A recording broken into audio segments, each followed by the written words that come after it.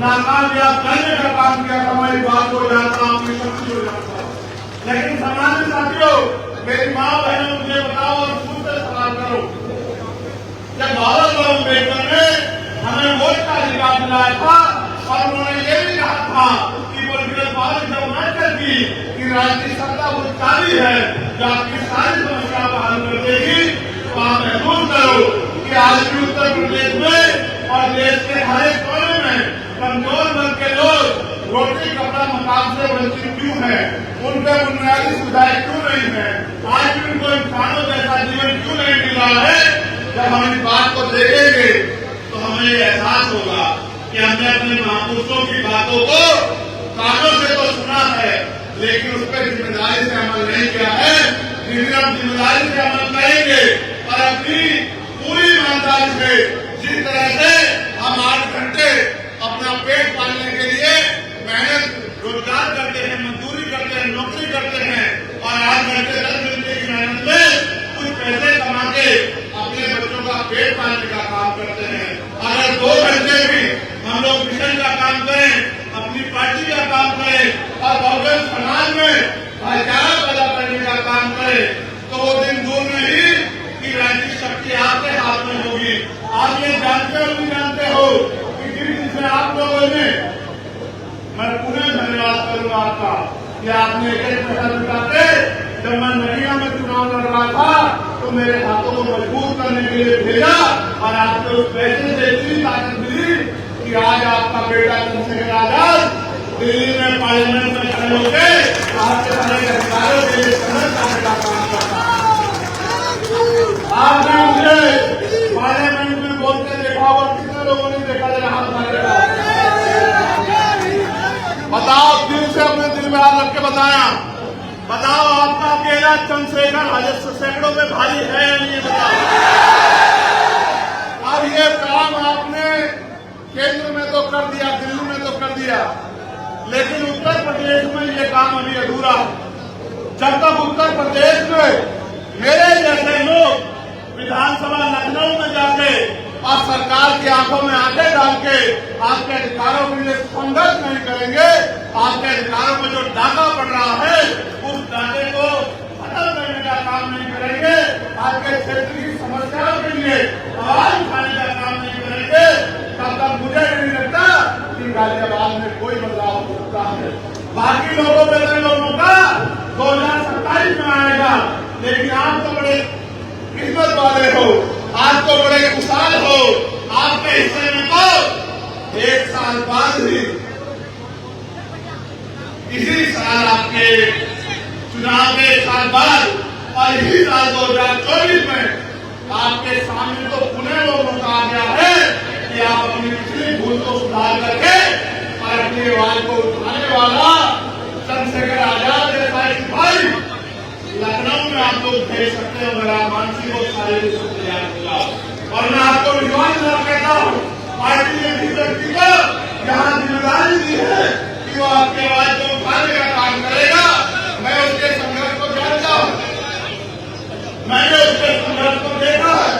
कई बार दिल्ली का पानी बंद करके अपने आंदोलन को, किसानों के आंदोलन को कामयाब कराने का काम उन्होंने किया। और अभी जो शिक्षक माफियाओं के खिलाफ आंदोलन कर रहे थे, मजदूरों के, किसानों के, नौजवानों के, बेरोजगारी के खिलाफ आंदोलन कर रहे हैं, उस आंदोलन में भी भाई सतपाल चौधरी कंधे से कंधा मिला के आपकी आवाज को उठाने का काम कर रहे हैं। किसी पद पे होते आपकी आवाज बनने का काम कर रहे हैं। सोचिए, अगर इस बहादुर भाई को आपके वोट की ताकत से असेंबली में भेज दिया तो क्या गाजियाबाद में आपके हितों की रक्षा होगी या नहीं होगी, बताओ। क्या गाजियाबाद में आपके अधिकारों को जो जाकर डाल पाएगा? सरकार के सारे विधायक सांसद एक तरफ और आपका अकेला सतपाल चौधरी एक तरफ याद रखना मेरी बात। सरकार के गुंडों के घर कुंडे का बंद कर दिए, तब आपने मुझसे सवाल करना कि भाई आपने जो कहा जो गलत काम किया। मैं आपको कहना चाहता हूँ, हम पे विजन है उत्तर प्रदेश में बदलाव का, हम पे विजन है महान पुरुषों के विचारधारा को, उनके सपनों को पूरा करने का, और हमें माना है, हमें बल है हमें जरूर है ये गरीबी, बेरोजगारी, लाचारी, बेरोजगारी, महंगाई जुल्म जाति खत्म करने का। और जब तक किसी के अंदर संघर्ष नहीं होता, मानव काशीराम साहब कहा करते थे कि तमन्ना अगर सच्ची हो तो रास्ते हजार होते हैं, तमन्ना अगर झूठी हो तो बहाने हजार होते हैं। हमारे दिलों में तमन्ना है कि आजादी के 75 साल बाद तो अब दलितों को, पिछड़ों को, आदिवासियों को, मुसलमानों को, अन्य धार्मिक अल्पसंख्यकों को और उनको भी सामान्य जाति के गरीब लोगों को जो जुल्म जाति सह रहे हैं उनकी जिंदगी में अब खुशहाली आनी चाहिए। जो सरकारें उत्तर प्रदेश और केंद्र में बैठी है, आप ये जानते हो कि वो तानाशाही वाली सरकारें हैं। अगर उनका आदमी उनके खिलाफ, उनके भ्रष्टाचार, उनके झूठ, उनके झूठे वादे या उनकी झूठी नीतियों के खिलाफ, तानाशाही के खिलाफ हमें आवाज उठाता है तो उसके अपने नहीं रहते, उत्तर प्रदेश की जनता के अपने कैसे होंगे। आप ये देखो किस तरह से बुलडोजर के जरिए और तमाम तरीकों से जुल्म जाति को बढ़ावा दिया जा रहा है, संविधान को कुचलने का काम किया जा रहा है। सब लोगों की निगाहें अगर किसी की तरफ है तो वो नीले पट्टे वालों की तरफ। अगर आज पूरा देश किसी की तरफ देख रहा है तो नीले पट्टे वालों की तरफ देख रहा है कि ये नीले पट्टे वाले अब क्या करेंगे। लेकिन मैं भी ये मानता हूँ कि जब ये नीले पट्टे वाले संकल्प लेके किसी और निकलते हैं तो फिर रास्ते खुद ब खुद बन जाते हैं। कहते हैं ना कि संघर्षों के साल में खरगोश जवानी पड़ती है और इतिहास में डूब जाता है जिसोर जवानी चलती है। और जवानी किसकी तरफ से ये बताना मुझे नहीं पड़े। जवानी चाहे वो गाजियाबाद की हो या जवानी चाहे सिद्धार्थ नगर नेपाल बॉर्डर की हो या जवानी दिल्ली में बैठे नौजवानों की हो, जवानी आज क्रांति का रास्ता अपना चुकी है। और जब तक वो सत्ता में बैठे होगा घमंड नहीं तोड़ेगी, सत्ता में बैठे होगा अहंकार नहीं तोड़ेगी, और जब तक वो इस भारत को संविधान के जरिए चलने वाला भारत सम्राट अशोक के सपनों का भारत नहीं बना देगी, तब तक वो रुकने वाली नहीं है। ये आदि है और ये समय के साथ चलती है। जब आदमी चलती है तो छोटी मोटी चीजें उसका मुकाबला नहीं कर पाती है। आप याद रखो इस बात को।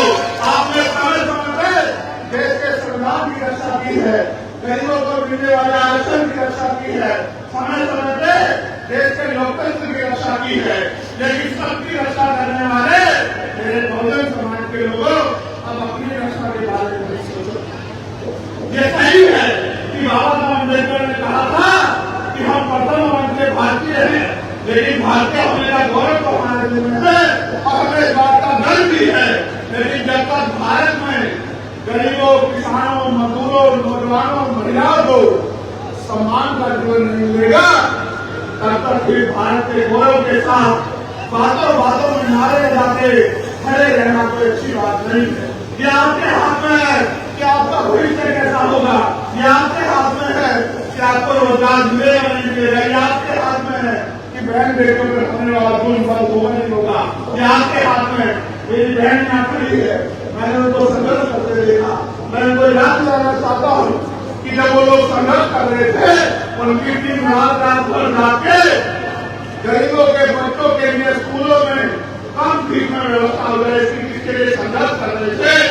तो मैं दिल्ली में खड़े होकर उनकी मांग को मजबूत कर रहा था कि भाई ये समझो कि कृष्ण हथियार है कि हथियार को अगर आपने बाजारीकरण कर दिया, बाजारीकरण करा दिया तो गरीब का बच्चा अच्छी शिक्षा प्राप्त नहीं कर पाएगा।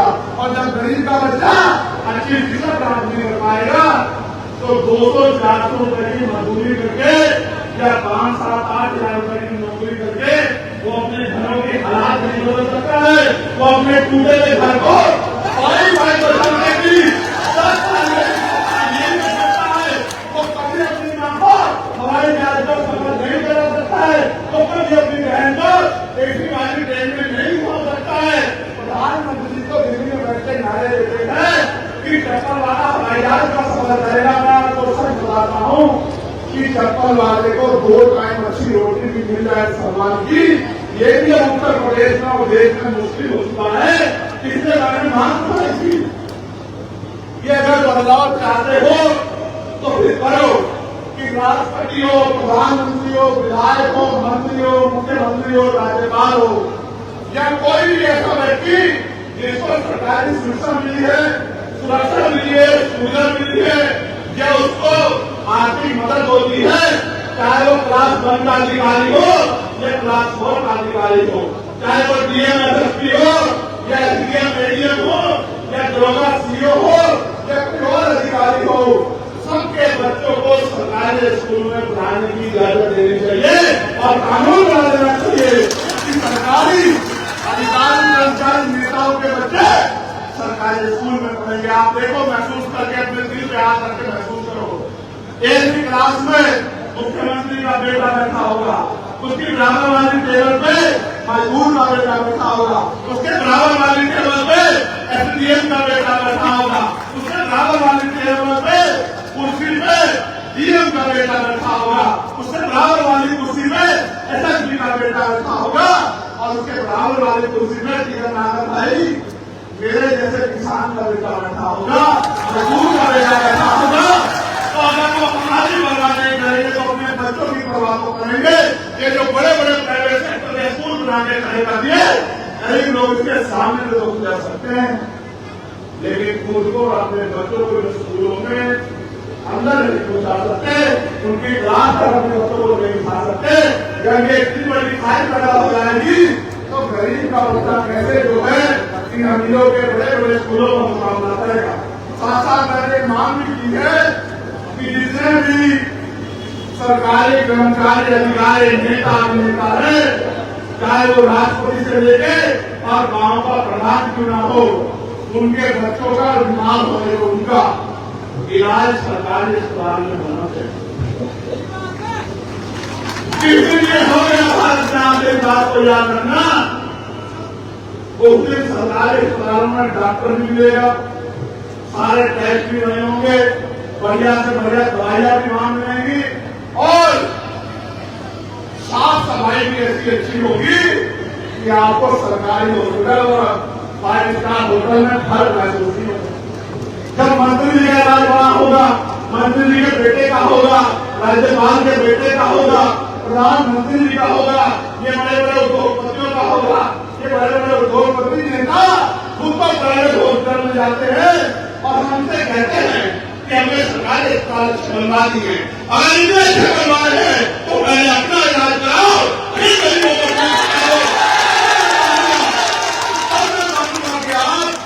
हमारे लिए अच्छा बनाया। मैं आपको कहता हूँ, आप देश भ्रष्टाचार की कर रहा है और पूरे देश में कमजोरों, किसानों, गरीबों की निगाह आपकी तरफ। और अगर वास्तविकता में आप उससे प्यार करते हैं, वास्तविकता में आप भारतीय संविधान से प्यार करते हैं और वास्तविकता में आप महाराज अम्बेडकर के सपनों को पूरा करना चाहते हैं, वास्तविकता में आप अपनी वोट की ताकत बनाना चाहते हैं, फिर वो दिन दूर नहीं है। अगले 3 से 4 महीने में वो चुनाव उत्तर प्रदेश की 10 सीटों पर होंगे। टोटल सीटें 403 हैं, लेकिन चुनाव 10 सीटों पर चुनाव होंगे और पूरे प्रदेश की निगाह इन 10 सीटों पर होगी। जहां कुछ लोग चंद्रशेखर आजाद को हराने के लिए लड़ेंगे, वही आजाद समाज पार्टी उत्तर प्रदेश में नया विकल्प बनाने के लिए लड़ेगी चुनाव। और विकल्प की ऐसा जो विकल्प एसी के कमरे में करके नहीं, संघों के गरीबों के बीच में खड़ा होकर उनकी लड़ाई लड़ने का काम करेगा, ऐसे नेता का निर्माण होगा जिनके लिए अपना अधिकार में होगा और समाज हित, क्षेत्र हित, प्रदेश हित कार्य होगा। जब ऐसी विचारधारा के लोग आगे बढ़ेंगे तभी प्रदेश में परिवर्तन होगा। आप अपने दिल में आदर कर बताओ, रात को 11 बजे अगर आपकी बेटी घर से निकल के बाजार की किसी दुकान पे जाओ तो क्या आपका दिल उत्तर प्रदेश में आज धड़कन करता है नहीं करता? बताओ, क्या आपको भय लगता नहीं लगता? बताओ। तो सब कुछ होते हुए भी अगर मैं बेटी उत्तर प्रदेश में सुरक्षित नहीं है तो मैं मुख्यमंत्री से कहना चाहता हूँ कि आपको कोई भी गाल नहीं कुर्सी में बैठेगा। अगर आपने जरा सी भी नतीजा हो तो आपको कुर्सी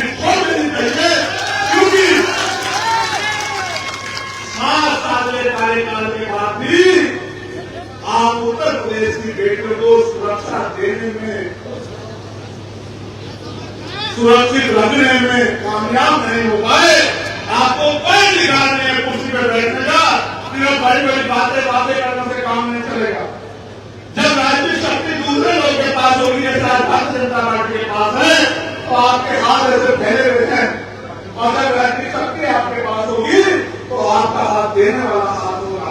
आज मेरा पूरा परिवार इस मंच पर एकजुट हुआ है। मेरे दिलों में बड़ी खुशी पैदा हुई है। मुझे ऐसा लगता है कि जो भार मेरे ऊपर है वो भार थोड़ा कम हो जाए, क्योंकि मैं इनकी शक्ति को जानता हूँ। मैंने इनको संघर्ष करके देखा है, मैंने इनसे बहुत कुछ सीखा है। मेरा दिल ये कहता है कि आज और इसी समय से उत्तर प्रदेश में परिवर्तन का एक चक्र जो है शुरू हो चुका है। और आप देखना कि जब 10 विधानसभा उपचुनाव का रिजल्ट आएगा तो जिस तरह से आपका प्रतिनिधित्व दिल्ली में है, लखनऊ में भी आपका प्रतिनिधित्व होगा। आपकी बात को कहने वाला और ये फैसला करेंगे आलू योजना की प्रेसिडेंट की तरह आने वाला आपका सिपाही विधानसभा में होगा, ऐसा मेरा विश्वास है। मगर ये तभी संभव हो सकता है जब कार्यकाल के लोग मन माने और कार्यकाल के लोग अपनी जिम्मेदारी को उठा लें। और आज के लोग सुनकर मिले कि हमें रोज 1 घंटा लोगों को आजाद समाज पार्टी से जोड़ के, उनकी विचारधारा, उनके विजन से जोड़ के और गाजियाबाद से नहीं शुरुआत करें, क्योंकि बाहर के लोग मदद करेंगे अलग बात है। लेकिन जब तक गाजियाबाद का मेरा परिवार, नरेश भाई, विजय भाई, संजीव भाई, बिट्टू भाई, तमाम लोग जो हैं, ये मेरे पुराने साथी, जब तक कमर नहीं कसेंगे तब तक लड़ाई आगे नहीं है। सरपाल जी को मैं देखता हूँ, वो सुबह पार्क में जाते हैं। सरपाल जी को मैं देखता हूँ, वो हर आंदोलन में जाते हैं। अगर आप सब लोग सरपाल जी बन जाओ, सीओ साहब पीछे बैठे हैं, अगर आप सब लोग सरपाल जी बन जाओ तो दूर नहीं, ये लड़ाई हम लोग बड़ी आसानी से जीत जाएंगे। जहाँ तमाम लोग पैसे वाले लोगों को, ताकतवर लोगों को मुकाबला करने के लिए मैदान में उतारेंगे, वहाँ आपका ये किसान का बेटा यहाँ पे कमजोरों, किसानों, महिलाओं, मजदूरों, महिलाओं, बेटियों, संघर्षी लोगों की आवाज बनके इस लड़ाई को मंजिल तक पहुंचाने का काम करेगा। और मैं आपसे एक और चीज मांगना चाहता हूँ, ये बात तो मैं सरपाल जी के ध्यान में भी और त्रिकोण साहब के ध्यान में लाना चाहता हूँ, और अपने सामान्य नेताओं के ध्यान में भी, जिन्होंने पश्चिम की बागडोर संभाल रखी है। 11 तारीख को दिल्ली में हमने ऐलान कर दिया है कि हम केंद्र की सरकार को घुटने टिकवाते रहेंगे। 11 कोई बात नहीं होगी, संघर्ष होगा, संघर्ष होगा। ये सरकार अगर हमारे अधिकारों को निगलने का काम करेगी तो हम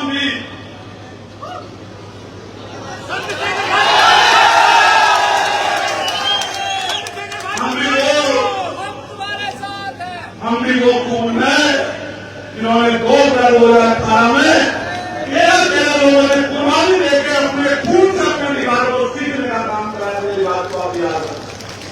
सरकार किसी भी कीमत पर अपने आप को संविधान से बड़ा ना समझे और किसी ने दरवाजे से ये जो अपने अधिकारों को नीचा नाबूद करने की जो तैयारी सरकार ने की है, वो हमें दूध पीते बच्चे ना समझे। मैंने एक दिन पहले भी कहा था, आज भी कह रहा हूं, सड़कें जाम हो जाए, देश डूब जाए, सरकारें प्राइज मांगेगी, सरकारें ना कर देंगी अगर हमने सड़कों पर उतरने का फैसला कर लिया। मेरी बात को सरकार याद करो।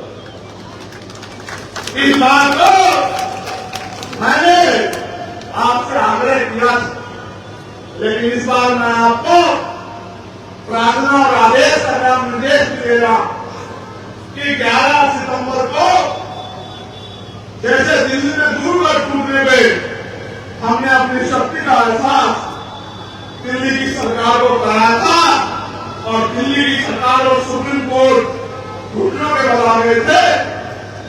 आने वाली 11 सितंबर को एक बार और मैदान आपका इंतजार कर रहा है।